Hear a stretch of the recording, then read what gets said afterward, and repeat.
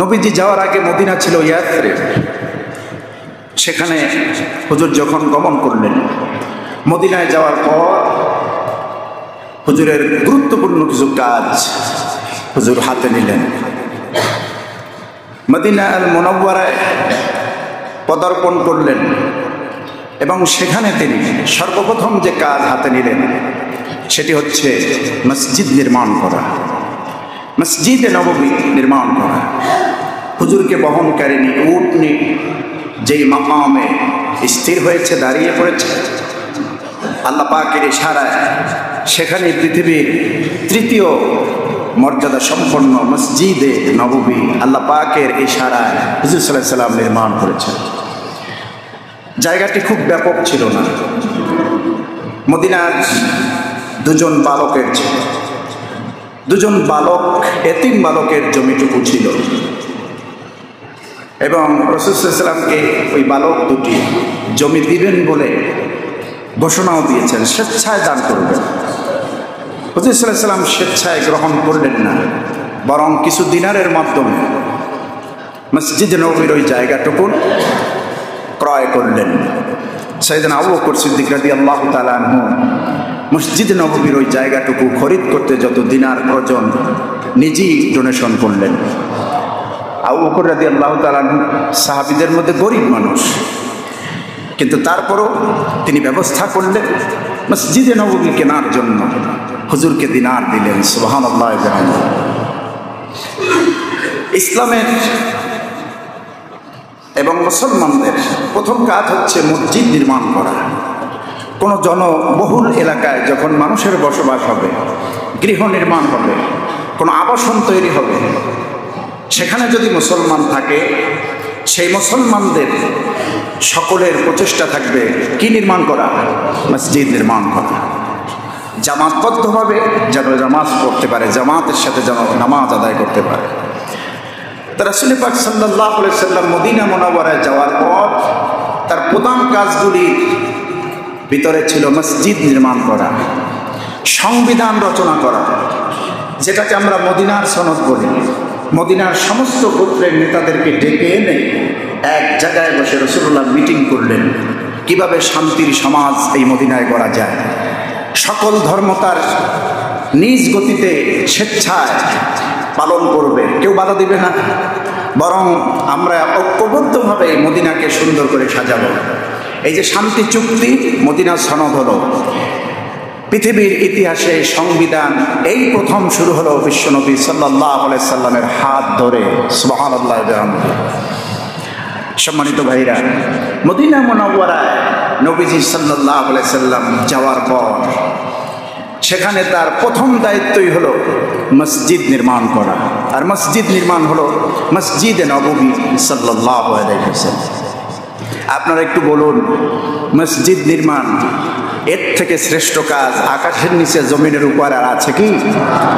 যেখানে আল্লাহকে সিজদা দেওয়া হবে, বাইতুল্লাহ আল্লাহর ঘর। আর এই কাজটি করবেন মুমিনরা, মুসলমানরা, মোমেন বান্দারা। বেধর্মীরা মসজিদ বানাবে না, কাফের মুশরিকরা মসজিদ বানাবে না, অংশগ্রহণ করবে না, মসজিদ আবাদ করবে না। মসজিদ আবাদ করবে, রক্ষণাবেক্ষণ করবে, দায়িত্ব নেবে, মসজিদ পরিচালনা করবে মোমেনরা। আর এই মোমেনদের মধ্যে চারটা গুণ থাকতে হবে। কয়টা গুণ? চারটা। আল্লাহ পাক সূরাতুত তাওবার 18 নম্বর আয়াতে তা স্পষ্ট করলেন। আল্লাহ রাব্বুল আলামিন মসজিদে নববী থেকে শুরু করে এই পৃথিবীতে যত মসজিদ আল্লাহর মুমিনরা বানান, নির্মাণ করেন, ওই মসজিদগুলির তত্ত্বাবধান, ওই মসজিদগুলির আবাদ, ওই মসজিদগুলি পরিচালনা করবে 4 শ্রেণীর মানুষ। পৃথিবীর কোনো মানুষ এই বিধান, এই ম্যানুয়াল, এই আইন, এই ল দেন নাই, বরং আকাশ এবং জমিনের মালিক যে আল্লাহ পাককে আমরা সিজদা করি, আল্লাহর ঘর মসজিদ এসে আল্লাহকে সিজদা করি, ওই আল্লাহ রাব্বুল আলামিন বিধান দিয়েছেন কারা কারা মসজিদে আবাদ করবে, কারা কারা মসজিদ পরিচালনা করবে। সূরাতুত তাওবা 18 নম্বর আয়াত আল্লাহ পাক মুমিনদেরকে জানায় দিয়েছেন, মুমিনেরা শোনো, ইন্নামা ইয়া'মুরু মাসাজিদাল্লাহি মান আমানা বিল্লাহ من آمن بالله واليوم الآخر وأقام الصلاة وآتى الزكاة ولم يخش إلا الله فعسى أولئك أن يكونوا من المهتدين। আল্লাহ রাব্বুল আলামিন বলেন, নিঃসন্দেহে যেই ব্যক্তি আল্লাহ পাকের প্রতি ঈমান এনেছে আর আল্লাহ পাকের ঘর মসজিদ সমূহ আবাদ করবে, মসজিদ পরিচালনা করবে, প্রথম নম্বর গুণ হতে হবে তার ঈমানদার। প্রথম নম্বর গুণ কি? ঈমানদার। কোনো মুশরিক বেঈমানেরা মসজিদ পরিচালনার দায়িত্ব নিতে পারবে না। এই হুকুম কার? আল্লাহ পাকের। মান আমানা বিল্লাহ, যে ব্যক্তি আল্লাহর প্রতি ঈমান এনেছে। 2 নম্বর গুণ কি? ঈমানদার তো হতেই হবে ওয়াল ইয়াউমিল আখির, যে ব্যক্তি পরকালের প্রতি ঈমান আনবে, আল্লাহর প্রতি ঈমান আনলো, পরকালের প্রতি ঈমান আনলো। 3 নম্বর গুণ হলো ওয়া আকামাস সালাতা ওয়া আতাজ যাকাত, যে ব্যক্তি নামাজ কায়েম করে আর যে ব্যক্তি যাকাত প্রদান করে। নামাজ কায়েম করা মানে হলো নিজে পড়া, পরিবার, সমাজ, দেশের মানুষ সর্বজনীনভাবে নামাজের আয়োজন করা, ব্যবস্থা করা। এই নামাজ যারা কায়েম করবে, নামাজ যারা প্রতিষ্ঠা করবে, ব্যক্তি, পরিবার, সমাজ এবং রাষ্ট্রে, এরা মসজিদ পরিচালনা করবে। সুবহানাল্লাহ। ওয়া আতাজ যাকাত, আর যাকাত দেবে। যাকাত প্রতি বছর দেবে। বছরে একবার তো যাকাত ফরজ হয় নাকি? হালাল সম্পদের উপর মা রেখে নিসাব হলে পরে যাকাত যারা দেবে, নামাজ যারা আদায় করবে। ওয়ালাম ইয়াখশা ইল্লাল্লাহ, আর যেই মুমিনেরা আল্লাহ ছাড়া, শুধু আল্লাহ ছাড়া কাউকে ভয় পাবে না, এরাই মসজিদ আবাদ করবে। তো এখানে গুরুত্বপূর্ণ কয়েকটা পয়েন্টের উপরে আল্লাহ কথা বলেছেন। মান আমানা বিল্লাহ, আল্লাহর প্রতি ঈমান, ওয়াল ইয়াউমিল আখির, আখিরাতের প্রতি বিশ্বাস, ওয়া আকামাস সালাহ ওয়া আতাজ যাকাত, নামাজ কায়েম করবে, নামাজ নিজে পড়বে, কায়েম করবে, সবাইরে নিয়ে পড়বে। এখন আমরা দেখি এর উল্টাটা, আমাদের দেশে উল্টাটা দেখি না? উল্টাটা দেখে যার ক্ষমতা আছে সেই এই দায়িত্ব নিয়ে নেয়। কমিটিতে বসে আছে বড় পদ নিয়ে, মসজিদে মাসেও দেখা যায় না, বছরেও আসে 2-1 দিন, আছে না এরকম? তো আপনি যে দায়িত্ব নিলেন মসজিদ পরিচালনা কমিটির বা মসজিদের দায়িত্ব আবাদ করা, আপনার তো কিছু রেসপন্সিবিলিটি আছে, দায়িত্ব আছে, আল্লাহ আপনাকে দিয়েছেন। আপনি আসবেন মসজিদে, 5 ওয়াক্ত নামাজ পড়বেন, পরিবারকে নামাজ পড়াবেন। যদি এই দায়িত্ব ভুলে যান, কিয়ামতের দিন আল্লাহর কাছে আপনাকে তো এরকম জবাব দিতে হবে। এই জন্য দেশ যদি ইসলামের হয়, রাষ্ট্র যদি ইসলামের হয়, তাহলে মসজিদ কমিটির পরিচালনার জন্য ওই জাতীয় কোনো আম জনতার জরুরত হয় না, সরকার নির্ধারণ করে দেয়। কথা বুঝতেছেন? মোমেন যারা, তাদেরকে দিয়ে মসজিদটাকে এরকম কনভার্ট করে, ম্যানেজ করে, সরকার পরিচালনার দায়িত্ব নেয়। তো আমার কথা হলো, যারা সমাজে যাকাত দেয় না, আমি দেখেছি গ্রামে গঞ্জে বহুত জায়গায় সুদখোর মসজিদের সভাপতি হয়ে বসে আছে। এরকম আছে না? আছে। গ্রামে যখন ছোট্টবেলায় নামাজ পড়েছি, সভাপতি বানায় রাখছে এমন একজন লোককে, মাসেও যিনি মসজিদে আসেন না। তো তখন তো আর বুঝতাম না, তো মাঝে মধ্যে দেখতাম চেহারাটা, বুঝতে পারছেন? মাঝে মধ্যে চেহারা দেখা যেত, 2-1 মাস পরে আসতো। তা উনি কেন এই দায়িত্ব নেবেন? এই দায়িত্ব তো ওনার স্বেচ্ছায় ছেড়ে দেওয়া উচিত, যে না, আমি তো মসজিদে আসতে পারি না, আমার কাজ আছে, ব্যস্ততা আছে, অথবা আমি এরকম টাইপের লোক, স্বেচ্ছায় ওনার ছেড়ে দেওয়া উচিত। এরপরে সালিশ ব্যবস্থা যারা করে, অন্যায় অনিয়ম করে, জুলুমের টাকা গ্রহণ করে, হারাম টাকা খায়, নিজে হারাম খায়, সন্তানেরা হারাম অর্জন করে, এরকম সেক্রেটারি, ক্যাশিয়ার, বিভিন্ন পদের সদস্য ভরে আছে। আলহামদুলিল্লাহ আমাদের মসজিদ একটু ভিন্ন। আল্লাহ যেন এই মসজিদে শুরু থেকে আজ পর্যন্ত এই মসজিদটাকে যারা পরিচালনা করবেন, আল্লাহ যেন তাদেরকে যোগ্য এবং তাকওয়াবান মুত্তাকি হিসেবে আল্লাহ কবুল করেন। আমরা বলি আমিন, সবাই বলি আমিন। কারণ মসজিদ পরিচালনার দায়িত্ব নিয়েছেন স্বয়ং রাসূল পাক সাল্লাল্লাহু আলাইহি ওয়াসাল্লাম। হুজুর সাল্লাল্লাহু আলাইহি ওয়াসাল্লাম নিজে দায়িত্ব নিয়েছেন মসজিদ নির্মাণ, মসজিদ পরিচালনা। মসজিদ পরিচালনার সভাপতি ওই সময় আলাদা কাউকে করা হয় না, হুজুর সাল্লাল্লাহু আলাইহি ওয়াসাল্লাম নিজে ছিলেন। আপনি তো ভাবেন এভাবে যে হুজুর সাল্লাল্লাহু আলাইহি ওয়াসাল্লাম যে মসজিদ পরিচালনার দায়িত্ব নিজে নিয়েছেন, সেখানে যদি আপনি দায়িত্ব অবহেলা করেন, আল্লাহর কাছে জবাবদিহিতা আছে না নাই? আছে। সুতরাং মসজিদ নির্মাণ, মসজিদের আবাদ করা, এগুলি মোমেনদের কোয়ালিটি। মোমেনরাই করবে আল্লাহর প্রতি, পরকালের প্রতি যারা ঈমান রাখে, নামাজ কায়েম করে এবং অর্থ থেকে, সম্পদ থেকে বছরে যারা যাকাত প্রদান করে। আল্লাহ বলছেন ওয়ালাম ইয়াখশা ইল্লাল্লাহ, এই যেই বান্দাগুলি আল্লাহ ছাড়া কাউকে ভয় করবে না, ওই বান্দাগুলি মসজিদ আবাদ করবে, মসজিদ পরিচালনা করবে। এখন আল্লাহ শেষে যেটা বলছেন সেটা হলো এই ফাসা উলাইকা আইয়াকুনু মিনাল মুহতাদিন। এই গুণগুলি মসজিদ নির্মাণ, মসজিদ পরিচালনার ক্ষেত্রে মোমেনরা যদি এই গুণগুলি তাদের মধ্যে রাখে, এই গুণগুলি যদি তাদের মধ্যে থাকে, আল্লাহ পাক বলেছেন আশা করা যায় এই বান্দাগুলিকে হেদায়েত প্রাপ্তদের অন্তর্ভুক্ত করে দেওয়া হবে। সুবহানাল্লাহ ওয়া বিহামদিহি। হেদায়েত প্রাপ্ত যারা, সেই বান্দাদের তালিকায় এদের নাম আল্লাহ সিলেক্টেড করে দিবেন। সম্মানিত ভাইরা, তো মসজিদ নববী নির্মাণ করলেন রাসূল পাক সাল্লাল্লাহু আলাইহি ওয়াসাল্লাম। তখন তো আর ইট, সিমেন্ট, রড, বালু এগুলি তেমন ওইরকম উল্লেখযোগ্য কিছু ছিল না। কাঁচা ইট দিয়ে দেয়াল বানানো হুজুর সাল্লাল্লাহু আলাইহি ওয়াসাল্লাম। এরপরে 4 থেকে 5টা স্তম্ভ দিলেন, সেখানে খেজুর গাছের স্তম্ভ, খেজুরের ডালা দিয়ে ছাদ নির্মাণ।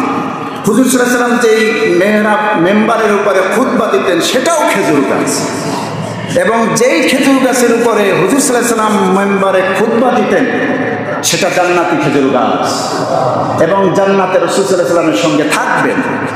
তাকে দাফন করা হয়েছে মদিনা আল মুনাওয়ারায়, তাকে দাফন করা হয়েছে। কত দামি খেজুর গাছ, যে খেজুর গাছের উপরে চড়ে বসে হুজুর সাল্লাল্লাহু আলাইহি ওয়াসাল্লাম খুতবা দিতেন হেলান দিয়ে। হুজুর সাল্লাল্লাহু আলাইহি ওয়াসাল্লাম আস্তে আস্তে যখন মসজিদ প্রসার হয়ে গেল, বড় হতে লাগলো, মানুষ মুসল্লিদের জায়গা হয় না, মুসল্লিদেরকে বলা হলো তোমাদের মধ্যে কে আছো যে মসজিদে একটু জায়গা দেবে, যাতে করে মসজিদে পরিধি একটু বাড়ানো যায়। হযরত ওসমান রাদিয়াল্লাহু তাআলা দাঁড়ায় গেলেন, হুজুর বর্ধিত অংশে যতটুকু জায়গা লাগে আমি দেব। আর একজন সাহাবী দাঁড়ায় গেলেন, আমি দেব। এখন আর জমির অভাব হয় না। সুবহানাল্লাহ। কারণ মসজিদ যে ব্যক্তি বানায় সে তো জান্নাতে একটা ঘর বানায় নিল। সঙ্গে সঙ্গে নবীজি বললেন মান বানা লিল্লাহি মাসজিদান বানাল্লাহু লাহু বাইতান ফিল জান্নাহ। জান্নাতে যে ব্যক্তি এই পৃথিবীতে একটা আল্লাহর জন্য মসজিদ বানাবে, আল্লাহর জন্য ঘর নির্মাণ করবে, আল্লাহ পাক বলেছেন, আল্লাহ পাকের হাবিব বলেছেন, ওই ব্যক্তি যেন জান্নাতের মধ্যে তার আপন ঠিকানা, জান্নাতের মধ্যে একটা ঘর আল্লাহ তার জন্য বানায় নিল। এখন তো আমাদের মসজিদ তো বানানোর তো এখন আর দরকার নেই, আপনারা এখানে নামাজ পড়েন। এখন এই মসজিদের প্রয়োজন কি এটা আপনাদের দেখতে হবে। আর এই প্রয়োজনে যদি আপনারা শরীক হন, প্রতি সপ্তাহে আপনারা টাকা পয়সা যা দান করেন। আমি দেখেছি গত জুমার আগের জুমায় দানের লেভেলটা একেবারে কমে গেছে। এটা যেন না হয়। আমরা মসজিদের ফান্ডকে যথেষ্ট রাখবো। মসজিদে যতটুকু দান করব, এর থেকে কমাবো না। আমাদের জীবনে সংকীর্ণতা চলে আসবে। কথা বুঝতেছেন? জীবনে কি চলে আসবে? সংকীর্ণতা, এক ভয়াবহ অবস্থা চলে আসবে যদি আমরা মসজিদের দানকে সংকুচিত করি, সংকীর্ণ করি। আর যদি হাতকে প্রশস্ত করি, আল্লাহ আমাদের জীবনকে প্রশস্ত করে দিবেন, কবরকে প্রশস্ত করে দিবেন, কবরকে নূরান্বিত করে দিবেন। যারা 100 টাকা দিবেন, পারলে 120 টাকা দেন, বাড়ায়া দেন, কমাবেন না। কি জন্য কমাবেন? বাড়ি গাড়ি ছেলে সন্তান যা খরচ করছেন সব তো খরচ করলেন, রেখেও গেলেন। যতটুকু খরচ করতেছেন আল্লাহর জন্য, আর এই মসজিদ নির্মাণের জন্য মসজিদের দান বাক্সে যা দিতেছেন প্রতি সপ্তাহ, এর ফজিলাতের আহমিয়ত, এর গুরুত্ব কতখানি চোখটুকু বুঝলে আপনি আমি বুঝতে পারবো যখন কবরের মাটিতে শোয়া দেওয়া হবে। এই জন্য দান বাক্সে আমরা কমাবো না। কমাবো কি? দান বাক্সে আমরা বেশি বেশি দান করবো। আল্লাহ কবুল করুন, আমরা বলি আমিন। 2 নম্বর কাজ হলো নবীজি মদিনা আল মুনাওয়ারায় মসজিদে নববী নির্মাণ হয়ে গেল। আজান দেবে কে? অনেকজন সাহাবী, এক রাত্রে 11 জন সাহাবী স্বপ্নে দেখেছেন একই স্বপ্ন। আজানের শব্দ কি কি হবে? সব শব্দগুলি, বাক্য কয়টা, শব্দ কয়টা, সবগুলি স্বপ্নে দেখায় দিলেন। সাহাবীরা রাসূল সাল্লাল্লাহু আলাইহি ওয়াসাল্লামের কাছে বর্ণনা করলেন, হুজুর আমি এই স্বপ্ন দেখছি। আর একজন বলছে, হুজুর আমি এই স্বপ্ন দেখেছি। হুজুর সাল্লাল্লাহু আলাইহি ওয়াসাল্লাম বেলালকে ডাক দিলেন। বেলালকে বললেন, মসজিদ নববীতে আজান আজকে থেকে তুমি শুরু করে দাও উচ্চ স্বরে। আজানের ধ্বনি উচ্চারিত হলো। মসজিদ নববীতে আজান। আমার বন্ধুগণ, সমস্ত মুসলমানরা মসজিদে নববীতে এসে নামাজ আদায় করতেছে, সারিবদ্ধভাবে লাইন ধরে ধরে নামাজ পড়তেছে রাসূলুল্লাহর পিছনে। মক্কা থেকে যারা হিজরত করলেন তারা সাহাবী মুহাজির, মদিনায় যারা আশ্রয় দিলেন তারা হলো আনসার। নবীজি মদিনায় যাওয়ার পর 2 নম্বর গুরুত্বপূর্ণ কাজ হলো নবীজি যা করলেন, আনসার এবং মুহাজির সাহাবীদের মধ্যে নবীজি উভয়ের মধ্যে ভ্রাতৃত্বের বন্ধন তৈরি করে দিলেন, ভাইয়ের সম্পর্ক তৈরি করে দিলেন। ভাই, মুহাজির আনসার উভয় উভয়ের কি? ভাই, উভয়ের ভাই। মুহাজির আনসারের ভাই, আনসার মুহাজিরের ভাই। এমন ভ্রাতৃত্ব আল্লাহর নবী তৈরি করলেন। হাদিসের কিতাবে পাওয়া যায়, যারা মক্কা থেকে মদিনায় হিজরত করে এসেছেন তারা তো মক্কায় সেখানেও ধনী, কিন্তু মদিনায় এসে তো সব হারানো, নিঃস্ব। মদিনার আনসারী সাহাবীরা নবীজিকে বলেছেন, ইয়া রাসূলুল্লাহ সাল্লাল্লাহু আলাইহি ওয়াসাল্লাম, মক্কা থেকে আপনার সঙ্গে আপনার আগে এবং পরে যারা হিজরত করে এসেছেন ওরা তো আমাদের দিনই ভাই। মদিনায় মক্কায় ওদের বহু সম্পদ, ঘর বাড়ি, স্থাপনা আছে, মদিনায় তোদের কিছুই নাই। ইয়া রাসূলুল্লাহ সাল্লাল্লাহু আলাইহি ওয়াসাল্লাম, আমরা মদিনায় যারা আছি আমাদের খেজুরের বাগান, উটের পাল, ঘর বাড়ি, ব্যবসা বাণিজ্য যা আছে ইয়া রাসূলুল্লাহ আমাদের মুহাজির ভাইদের জন্য আমরা সমান সমান ভাগ করে দিতে চাই। আজকে মুসলমানদের মধ্যে উদারতা আছে কি? নিজেরটা অর্ধেক ভাগ করে দিবেন তো দূরের কথা, পরের 1 বিঘা কেমনে আনবেন? সুপ্রিম কোর্ট পর্যন্ত যায় আদালত, ঠিক না? আহারে কপাল ভরা।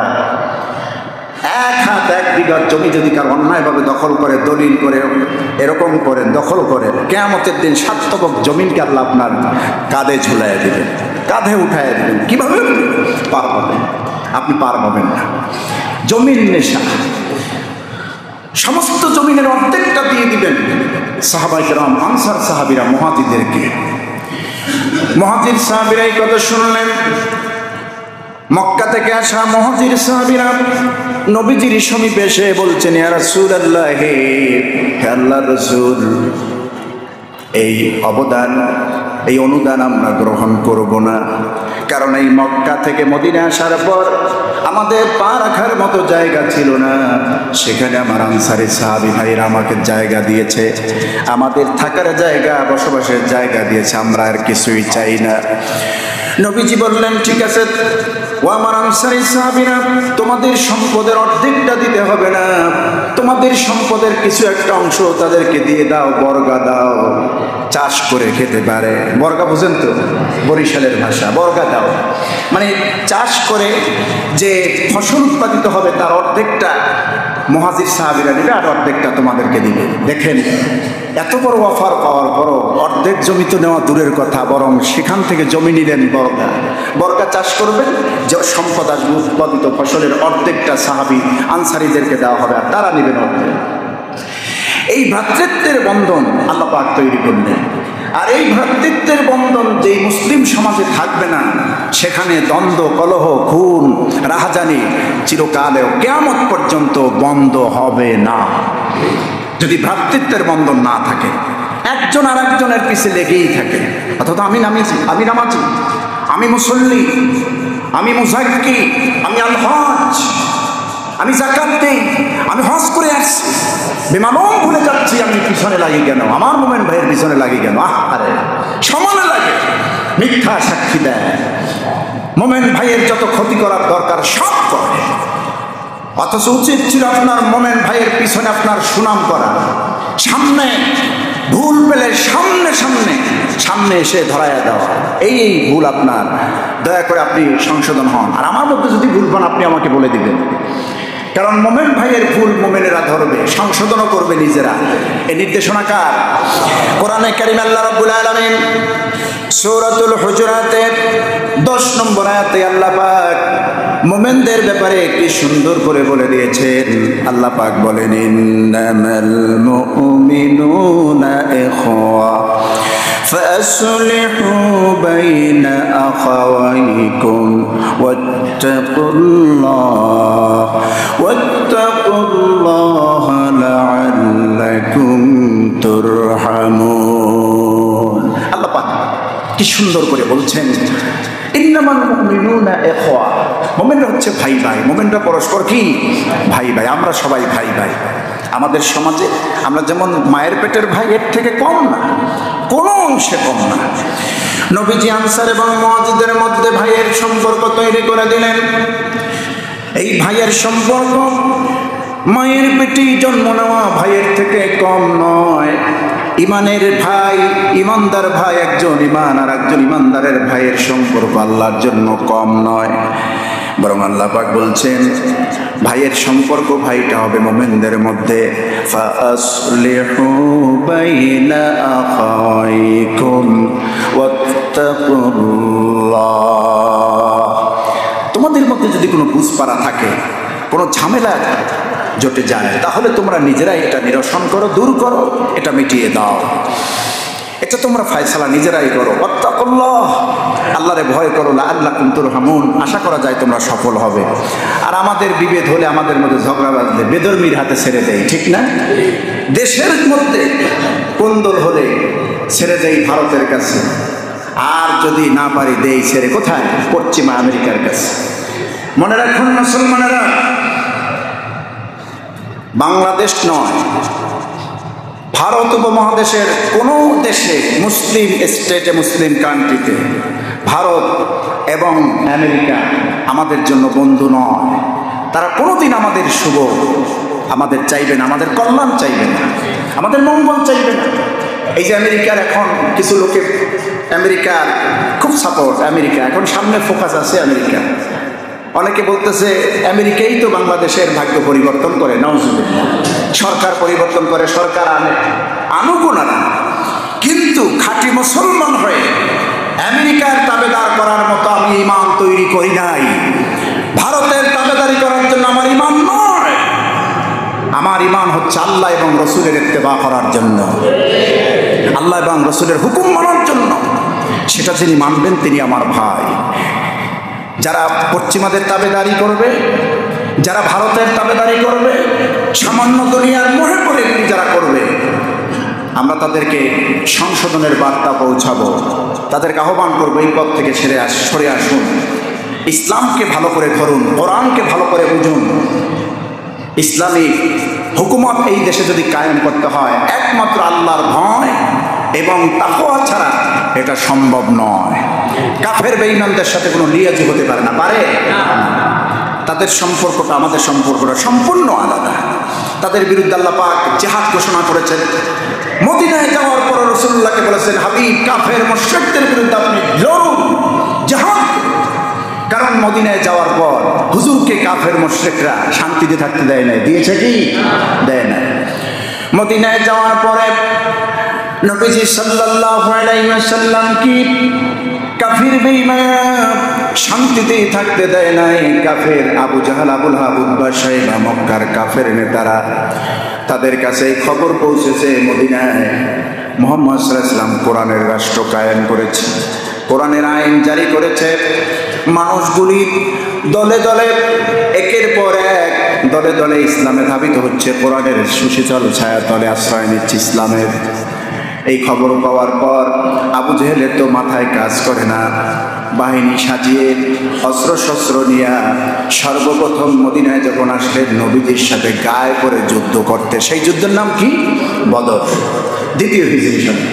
নবীজি কেবল মদিনায় গেলেন, মদিনাকে বুঝ করলেন, একটু চলতেছেন, সবাইকে নিয়ে শান্তিতে আছেন। এটা আবু জেহেলের আর ভালো লাগলো না। চিন্তা করলো মক্কায় ওরে থাকতে দিলাম না, এখন মদিনায় দখল করলো, মদিনায় কোথায় চলে, মদিনায় শান্তি প্রতিষ্ঠা হয়, এটা কি করে সম্ভব? এটা হতে দেওয়া যাবে না। মক্কা থেকে কাফের সেনা নিয়ে মদিনায় আসলো। আমার নবীজি আল্লাহ পাক হুজুরকে অর্ডার করলেন, হাবিব কাফের বেঈমানদের সঙ্গে যুদ্ধ করে বাঁচতে হবে, লড়াই করে বাঁচতে হবে। যুদ্ধের তরবারি আপনি আগে বের করবেন না, কাফের বেঈমানেরা যদি বের করে সমুচিত জবাব দিয়ে দেওয়ার জন্য প্রস্তুত থাকে। তাদের ব্যাপারে কোনো কম্প্রোমাইজ নাই, ছাড় নাই। যদি তরবারি আঘাত আসে প্রতিহত করবে, এটা আমার হুকুম। কোরআনে কারীম আল্লাহ রাব্বুল আলামিন সূরাত তাওবা ৭২ নম্বর আয়াত আল্লাহ পাক নবীজিকে জিহাদের আয়াত দিয়া বললেন, হে নবী জিহাদ করুন, জিহাদ আপনার করতেই হবে কাফের মুশরিকদের বিরুদ্ধে। ইয়া আইয়ুহান নাবিয়্যু জাহিদিল কুফফারা ওয়াল মুনাফিকিন। আল্লাহ পাক বলছেন, হে নবী জাহিদিল কুফফার ওয়াল মুনাফিকিন, কাফের এবং মুনাফিকদের বিরুদ্ধে আপনি জিহাদ করুন। কাফের এবং মুশরিক যারা, তাদের বিরুদ্ধে আপনি জিহাদ করুন। জিহাদ মানে প্রাণান্তকর চেষ্টা, অন্যায়ের বিরুদ্ধে সত্যের পক্ষে প্রাণান্তকর চেষ্টা। যে ফসল আসে, সেই ফসল আসার আগ পর্যন্ত যে চেষ্টা সাধনা চালাতে হয়, ইসলামের পক্ষে থেকে যে লড়াই করতে হয়, এর নাম কি? জিহাদ। জিহাদ মানে একজনের মাথায় আর একজনের বাড়ি দিবে, এটা না, এর অপরক্ষা করছে। জিহাদ মানে সন্ত্রাস, টেররিজম, সন্ত্রাসবাদকে আখ্যা দিচ্ছে পশ্চিমা রাষ্ট্রগুলি, ঠিক না? ওই যে ডোনাল্ড ট্রাম্পকে দেখেন, মুসলমানদের খুব কল্যাণ কামনা করে নাকি? ইসরায়েলকে তলে তলে লেলিয়ে দেয় আর মিডিয়ার সামনে বলে আমি শান্তি চাই। ইসরায়েলকে আমি পরামর্শ দিয়েছি ফিলিস্তিনের গাজায় যেন যুদ্ধ বন্ধ করে, নিচ দিয়া সমানে ছাড়ে, উপর দিয়া সমানে লিপ দিয়ে দেয়, ঠিক কিনা? আমার বন্ধুগণ, এগুলি কইরা কেউ শান্তির নোবেল পাইতে পারে? আশা করছিল যে শান্তির নোবেলটা পাইবে, পাইল না। আমার বন্ধুগণ, কাফের মুশরিকরা কোনোদিন মুমিনদের ভালো চান না, ইসলামের ভালো চাবে না। আকাশ এবং জমিন যেমন সত্য, দিবালোকের সূর্য যেমন সত্য, এ কথাও চিরন্তন সত্য। কাফের মুশরিকরা কোনোদিন ভালো চাবে না ইসলামের। মুমিন বান্দাদের জন্য আল্লাহ পাক এই জিহাদের হুকুম দিলেন। আল্লাহ পাক বলছেন, নবী তাদের ব্যাপারে কোনো ছাড় হবে না। ওয়াকুলুদ আলাইহিম ওয়া মাওয়াহুম জাহান্নাম ওয়া বিইসাল মাসীর। আর আপনি তাদের ব্যাপারে সতর্ক হন, নিঃসন্দেহে তাদের আবাসস্থল হচ্ছে নিকৃষ্ট জাহান্নাম। জোরে কর নাউযুবিল্লাহ। ওরা আসলো 1000 সৈন্য সামন্ত নিয়ে, ঢাল, তলোয়ার, তরবারি, কত কিছু নিয়ে আসলো মদিনা আল মুনাওয়ারায় যুদ্ধ করবে মুহাম্মদ সাল্লাল্লাহু আলাইহি ওয়াসাল্লামের সঙ্গে। হুজুর তো মোটেই প্রস্তুত না। কিন্তু আল্লাহ বললেন কি দেখুন, আল্লাহ বললেন আমি আপনার সঙ্গে আছি, আপনার সাহাবীদের সঙ্গে আমার সাহায্য আছে, কোনো চিন্তা নাই। হুজুর আপনি প্রস্তুতি নেন, বিজয় দেওয়ার মালিক আমি আল্লাহ পাক। আল্লাহ পাক স্মরণ করায় দিয়েছেন সূরাত আলে ইমরান 123 নম্বর আয়াতে, ওয়ালাকাদ নাসারাকুমুল্লাহু বিবাদরিন ওয়া আনতুম আদিল্লা ফাত্তাকুল্লাহা লাআল্লাকুম তাশকুরুন। আল্লাহ পাক বলছেন, ওয়ালাকাদ নাসারাকুমুল্লাহু বিবাদরিন ওয়া আনতুম আদিল্লা, আমি কি তোমাদের বদরের ময়দানে সাহায্য করি নাই? আর অবশ্যই তোমাদের রব তোমাদেরকে বদরের ময়দানে সাহায্য করেছিলেন। ওয়া আনতুম আদিল্লা, তোমরা ছিলে হীনবল, দুর্বল, সংখ্যায় কম। কিন্তু ইমানদার যে কয়জন ছিল, কয়জন? 313 জন পাক্কা ইমানদার। ময়দানে নামলেন, হুজুরকে জানাই দিলেন, হুজুর পিছন পা হবে না, আমরা মোকাবেলা করবো সামনে থেকে। ওদের আছে অস্ত্রের ঝানঝানানি, ওদের আছে অস্ত্র ঢাল তলোয়ার, আর আমাদের আছে ইমানি শক্তি, আমরা লড়বো হুজুর আপনার সঙ্গে থেকে কাফেরদের বিরুদ্ধে। সাহায্য কি আল্লাহর পক্ষ থেকে আসলো? সাহায্য আসছে না? সাহায্য এসেছে। আল্লাহ পাক বলছেন কি সাহায্য করলাম দেখো। আল্লাহ পাক মুমিনদেরকে স্মরণ করে দিয়েছেন, إذ تقول المؤمنين ألن يكفيكم أن يمدكم ربكم بثلاثة آلاف من الملائكة منزلين। সূরা আলে ইমরানের 124 নম্বর আয়াতে কথায় আল্লাহ বলেছেন যে ইদ তাকুলু লিল মুমিনিন, মুমিনদের ক্ষেত্রে হে নবী আপনি স্মরণ করুন যখন মুমিনদেরকে আপনি বলেছিলেন আলাই ইয়াকফিয়াকুম, তোমাদের জন্য কি যথেষ্ট নয়, আইয়ুমিদ্দাকুম রব্বুকুম, যে তোমাদেরকে তিনি তোমাদের রব সাহায্য করবেন, বিসালাতাতি আলাফিন মিনাল মালাইকাতি মুনজিলিন, 3000 ফেরেশতা আসমান থেকে নাজিল করিয়া এরপর তোমাদেরকে সাহায্য করবেন বদরের ময়দানে। ছোট বড় মিলিয়ে বদরে মদিনার জীবনে রাসূলুল্লাহ সাল্লাল্লাহু আলাইহি সাল্লাম যখন মদিনায় গেলেন, সেই মদিনায় 90টির মতো যুদ্ধ হলো। বদর যুদ্ধ হলো, খন্দক হলো, হুনাইন হলো, আরো অনেক উল্লেখযোগ্য যুদ্ধ হলো। বদরের ময়দানে নিরঙ্কুশ বিজয় লাভ করলেন সাহাবায়ে কেরাম, বিশ্বনবী সাল্লাল্লাহু আলাইহি ওয়াসাল্লাম। কিন্তু এই জেদ কাটানোর জন্য মক্কার কুরাইশরা এই জেদ ভুলে যান না, এই জেদ রেখেছে, যার ফলশ্রুতিতে আমরা দেখেছি উহুদের ময়দানে রাসূলকে দান মোবারক শহীদ করতে হয়েছে, এর খেসারত দিতে হয়েছে উহুদের ময়দানে। কারণ বদরের প্রান্তরে যুদ্ধে যে বিজয় সাহাবীরা নিয়েছিলেন, এই বিজয় নিয়ে তাদের একটা অন্যরকম একটা ভাব ছিল। উহুদের ময়দানে এরকম একটা প্রস্তুতি, মনের ভিতর একটা ইমানি শক্তি অনেকের ছিল না, অনেকে পালিয়েছে যুদ্ধ থেকে, যে আমরা এই উহুদের ময়দানে যাব না। বরঞ্চ রাসূল সাল্লাল্লাহু আলাইহি ওয়াসাল্লামকে যারা হত্যা করেছে বলে ডিক্লার দিল, একজন সাহাবীকে ওরা শহীদ করেছে উহুদের ময়দানে, যে সাহাবীর চেহারা ঠিক মুহাম্মদ সাল্লাল্লাহু আলাইহি ওয়াসাল্লামের মতো দেখতে। তো কাফেররা বলাবলি করলো মুহাম্মদ নেই। এখন যারা সাহাবী ছিলেন পিছন দিক থেকে দৌড় দিলেন, আমরা যুদ্ধ করে লাভ কি, সবাই বাড়ির দিকে। হুজুর সাল্লাল্লাহু আলাইহি ওয়াসাল্লাম উঠে গেলেন আর বললেন, আমার সাহাবীরা তোমরা ঘরে যাও না, আমি মুহাম্মদ সাল্লাল্লাহু আলাইহি ওয়াসাল্লাম, আমি যুদ্ধে নিহত হই নাই, শহীদ হই নাই, আমি আছি, তোমরা ময়দানে চলে আসো।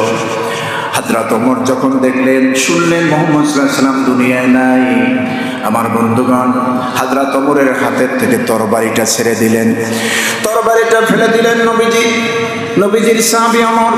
তিনি বললেন, আরে কার জন্য যুদ্ধ করব, নবীজি যদি বেঁচে না থাকেন। আমার ভাইরা হযরতে ফাতেমা দৌড় দিলেন, দেখতে পেলেন নবীজিকে কাফেররা আঘাত করে একটা গর্তের মধ্যে ফেলে দিয়েছে।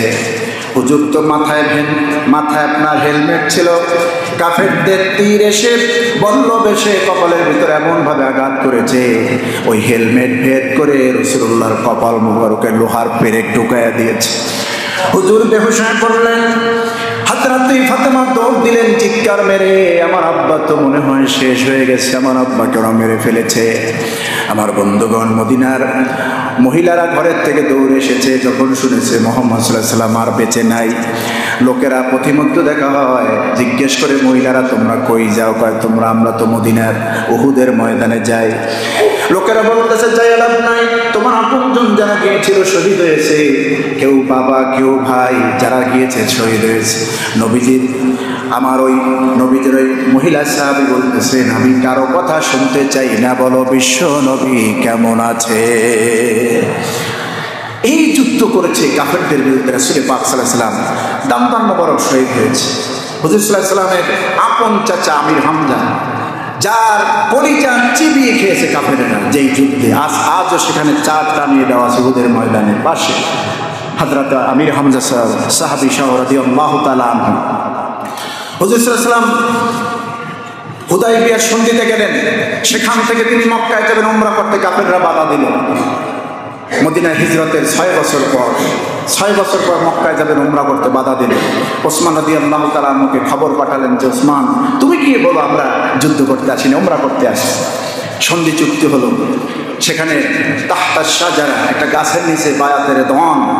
যখন ওসমানকে বন্দি একটা সংবাদ সাহাবীরা শুনলো ওসমানকে হত্যা করেছে অথবা বন্দি করেছে, নবীর সঙ্গে তারা বায়াত গ্রহণ করলো, আমরা যুদ্ধ করবো মক্কার কাফের মুশরিকদের সাথে, আমরা যুদ্ধ করতে আসি না, ওরা আমাদের ওসমানকে মেরে ফেলেছে। পরবর্তীতে যখন ওসমান ফিরে আসলেন উহুদের আপনার হুদায়বিয়ার সন্ধির সময় দেখলেন ওসমানকে তো ওরা মারেনি, হত্যা করেনি। শান্তি চুক্তি হলো হুদায়বিয়ার সন্ধি। সেই হুদায়বিয়ার সন্ধির চুক্তি বেশি দিন টিকতে পারে নাই, কাফের মুশরিকরাই ভঙ্গ করেছে মাত্র 2 বছরের মাথায়। 8ম হিজরিতে মদিনায় থাকাকালীন নবীজি সাহাবীদেরকে নিয়ে প্রায় 10,000 সাহাবীর উপরে সাহাবী নিয়ে রাসূল পাক সাল্লাল্লাহু আলাইহি ওয়াসাল্লাম গেলেন কোথায়? মক্কায়। মক্কা বিজয় করতে, সুবহানাল্লাহ। মদিনা দখলে, এখন মক্কাও নবীজির দখলে। ইসলামের বাণী সর্বত্র এরকম নবীজি ছড়িয়ে দিয়েছেন। আমরাও আসুন নবীজির মাদানী জীবন, মক্কি জীবন অনুসরণ করে আমাদের লাইফস্টাইল, আমাদের জীবন ওরকম আমরা যেন করতে পারি, জীবনযাপন করতে পারি, ইসলামী হুকুমত, ইসলামী বিধিবিধান যেন পালন করতে পারি। আল্লাহ তৌফিক দান করুন, আমিন। হাদা মা ইনদি ওয়াল ইলমু ইনদাল্লাহ, আলাইহি তাওয়াক্কাল।